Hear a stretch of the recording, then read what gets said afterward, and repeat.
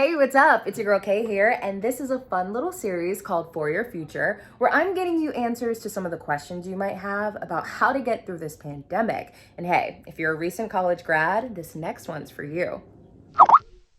Hi, Kelly. How are you? I'm doing great. Thanks so much for having me. So let's just get right into it. I have a bunch of friends who are graduating college, have already graduated, and obviously, with everything that's going on right now, they're worried like about this economy, how to find a job. So, just to start off, is there a lot to be worried about for a recent grad right now? Well, certainly there can be a lot of scary things in the news here. Anytime people start talking about recessions, a lot of people flash back knowing the Great Recession, hearing the stories of people that graduated into that, and to some extent are still struggling. But I think there are lots of reasons for people to feel hopeful here. In terms of recessions, this is a normal part of the economic cycle. So things are bad right now, but, we know that in the past, the stock market has always recovered. The economy has always recovered. So I do think, we'll be able to go on here and see some recovery. When exactly, it's a little harder to nail down. Right? There are a lot of college grads who are right now wondering, will they be employed?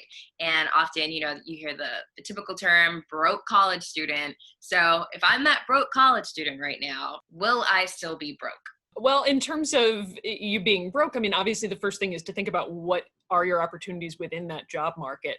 Because we do know, yes, as you said, unemployment is high. We do hear about a lot of hiring freezes that are going on. But yet among the big employers, we do still hear about a lot of job opportunities that are opening up, more remote jobs. So I would say it's something that I wouldn't say be optimistic or pessimistic, but be realistic. You want to have an understanding of how this has affected the industry that you want to go into and the opportunities that are open to you, and always be applying because those hiring freezes won't last forever. And you want to make sure that you are still pursuing opportunities so that you are, as ready as you can be as these opportunities start coming back up. Nice. So now let's say, again, I'm back to having a very difficult time even finding a job. It's so stressful. Nothing is opening up. No doors are being open. I'm curious. I'm here at home, right? I'm living with my parents. Things are fine. I've got a few less expenses. Should I just give up on the job hunt right now? Maybe hold off? What do you think? A couple of things there. First, no shame in being at home with your family at this point.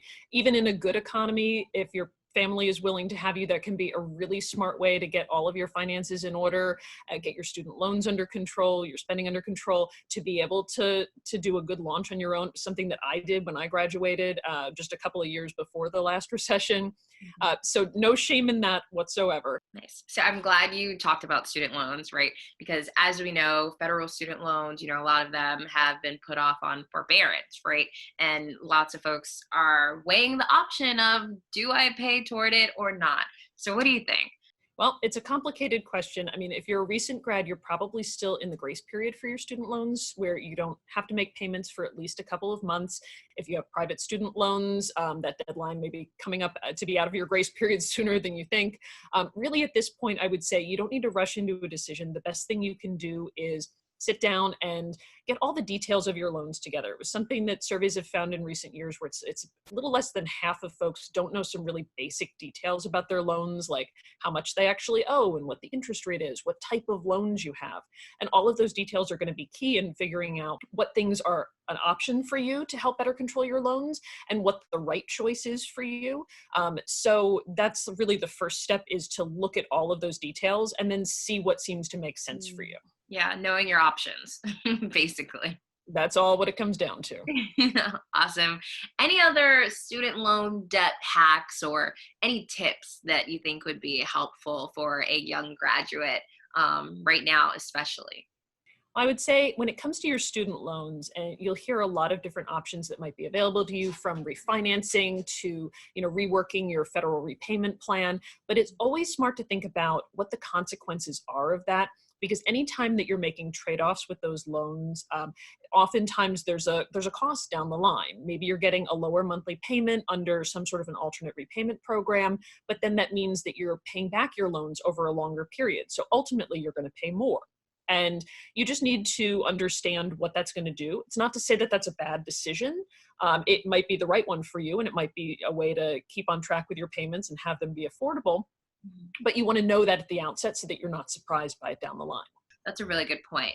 Just getting as much information as we can on all this. Yeah, and I think especially in tough economic times, like that's really where financial literacy is so important. If you take the time to think about, all of your options on various things and embrace the fact that you don't know and take it as an opportunity to learn about it, because then that'll help you make smarter decisions and really set you up that, you'll be able to succeed down the line. Yes, I love it. Yes, Kelli.